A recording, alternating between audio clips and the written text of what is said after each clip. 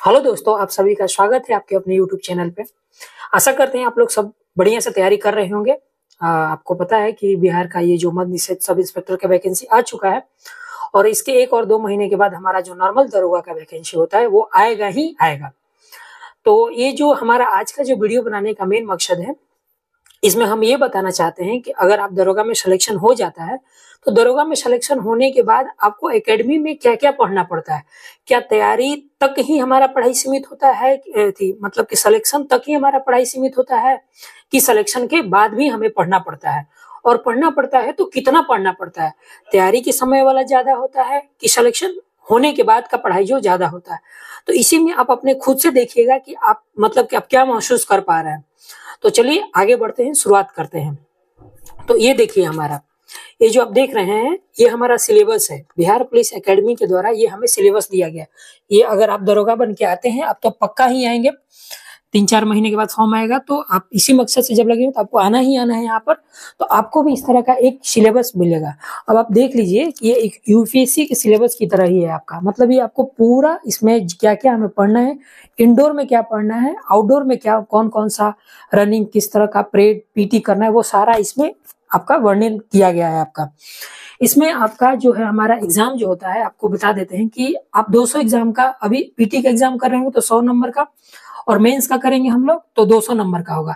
लेकिन जब आप दरोगा बन जाइएगा, एकेडमी आइएगा, तो आपको 1500 नंबर का आपका इनर मतलब इंडोर का एग्जाम होगा आपका लिखने वाला, ठीक। और 700 नंबर जो होगा आपका आउटडोर का एग्जाम होगा।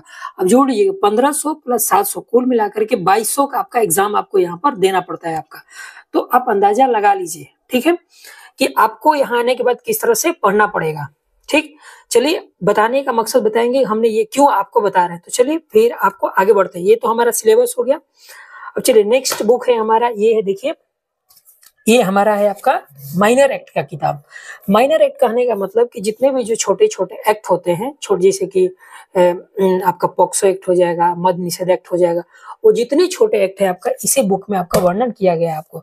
और सारा बुक में आपका तकरीबन मतलब कि 100 के आसपास जो माइनर एक्ट है, हमें एक दरोगा अगर आप बनते हैं तो आपके माइंड में होना चाहिए कि कोई कौन सा गलती करता है तो उस पर कौन सा एक के धारा लगा करके आप वो केस डायरी को लिखिएगा।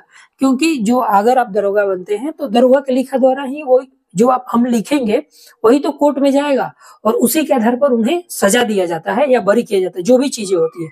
तो ये है हमारा माइनर एक्ट का किताब। अब आप देख लीजिए लूसेंट से कितना छोटा है या मोटा है, आप अंदाजा लगा लीजिए। आपको आने के बाद पढ़ना पड़ेगा आपको ये माइनर एक्ट के बुक को। चलिए अब आगे बढ़ते हैं, दूसरा किताब लेके आते हैं। ये है आपका बिहार बीएनएसएस। जैसे कि जो पहले सीआरपीसी होता था हमारे कानून के किताबों के रूप में, तो आपको पता होगा कि अब सीआरपीसी को चेंज करके भारतीय नागरिक सुरक्षा संहिता बीएनएसएस कर दिया गया। तो यही आपका बीएनएसएस का बुक, ठीक है। ये आपका मतलब आपके खोपड़ी में होना ही होना चाहिए, क्योंकि यही हमें सिखाता है कि किस तरह से किसी भी केस को लिखा जाएगा आपका, ठीक है। अगर आप एक अच्छा दरोगा बनते हैं, दरोगा बनना चाहते हैं, तो आपको ये बुक पूरा पढ़ना ही पड़ेगा, नहीं तो आप एक अच्छा से थानेदारी नहीं कर पाएगा और आपसे गलतियां होगा।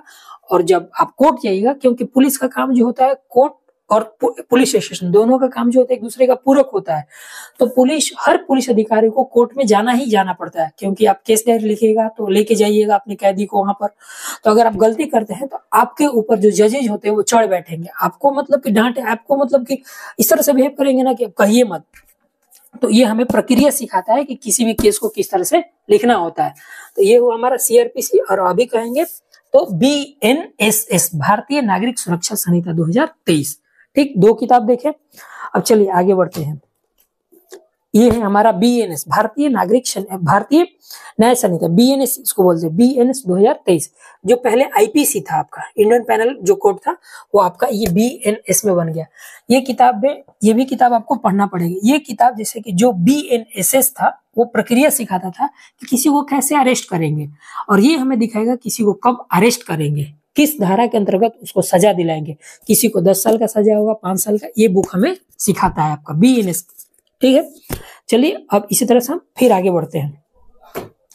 ये हमारा आपका चौथा बुक, भारतीय साक्ष्य अधिनियम बीएसए, भारतीय साक्ष्य अधिनियम। इंडियन एविडेंस एक्ट जो पहले था उसको भारतीय साक्ष्य अधिनियम में बदल दिया गया है आपका, ठीक। ये बुक हमें एविडेंस को कलेक्ट कैसे करना है, ये चीज हमें यह सिखाता है। आपका भारतीय साक्ष्य अधिनियम जो है हमें ये सिखाता है किसी को कब, मतलब कि कौन कौन सी, जब किसी को पकड़ते हैं तो उसको उससे क्या क्या पूछना है, उसकी बातों को कब नोट करना है, ये सारी चीजें मतलब कि एविडेंस साक्ष्य जुटाने के लिए हमें सिखाता है आपका भारतीय साक्ष्य अधिनियम। तो आप समझ सकते हैं कि कितना महत्वपूर्ण किताब है, क्योंकि कोई भी केस को सॉल्व करने के लिए साक्ष्य का होना अति महत्वपूर्ण है। बिना साक्ष्य के आधार पर आप कुछ भी नहीं कर पाइएगा। ठीक है, आप कोई कितना भी छोटा हो या बड़ा, आप कोर्ट में जाइएगा तो आपको साक्ष्य मांगा जाएगा। बिल्कुल मूवी की तरह होता है, अगर आपके पास एविडेंस है तो उसको सजा मिलेगा, नहीं है तो नहीं मिलेगा। तो ये बुक हमें यही चीज सिखाता है आपका। ठीक, अभी आपने 4 बुक देखा, इसके बाद जो ये 4 महत्वपूर्ण बुक है आपके, माइनर एक्ट, बीएनएस, बीएनएसएस और बीएसए। इसके अलावा जो पुलिस मैनुअल का भी एक बुक आता है, उसके अंदर 3 बुक आते हैं, हालांकि एक ही महत्वपूर्ण है, इतना मोटा आता है। पुलिस मैनुअल में हमें ये पढ़ना, आप मैनुअल से ही समझ पा रहे होंगे कि एक पुलिस ऑफिसर को मतलब कि क्या क्या पढ़ना है, किस तरह से बातें करना है, कि कैसे रहना है, उनके वेतन भत्ता के बारे में, उनके क्वार्टर्स के बारे में, उनके अवार्ड्स के बारे में, उनके पनिशमेंट के, वो सारा पुलिस मैनुअल में आपका नोट किया होता है। तो वो आपको अलग से पढ़ना पड़ता है, उसका एक डेली अलग से क्लास होता है। तो आपको एक, अपने पढ़ाई का एक छोटा सा पार्ट सबको दिखाया है कि आप दरोगा बन जाएगा तो आपको ये चीज पढ़ना पड़ेगा। ठीक, अब चलिए इस बिंदु को यहीं पे स्टॉप करते हैं। अब हम अभी तैयारी करने वाले जो आप भाई बहन है, आपसे कहना चाहते हैं कि जब आप दरोगा बन जाते हैं तो आपको इतना पढ़ना पड़ेगा और आपको सुबह में शाम में दौड़ना भी पड़ेगा। तो दरोगा बनने के लिए आप क्यों नहीं पढ़ते हैं? आप क्यों 2-3 घंटे पढ़ने के बाद आप सोच लेते हैं कि आपका सिलेक्शन हो जाएगा और आप हार मान लेते हैं? या ऐसे नहीं, आप पढ़िए ना। होने के बाद आप, यहाँ का जो प्रशासन है उसके द्वारा जब दबाव दिया जाएगा तो आप पढ़ लीजिएगा, लेकिन खुद का सिलेक्शन लेने के लिए आप अच्छा से नहीं पढ़ पाते हैं। आप मतलब कि आप अपने आप को एक मोटिवेट लाइन में नहीं लेके आ पा रहे हैं कि आपको कैसे पढ़ना है, क्या पढ़ना है, कैसे करना है।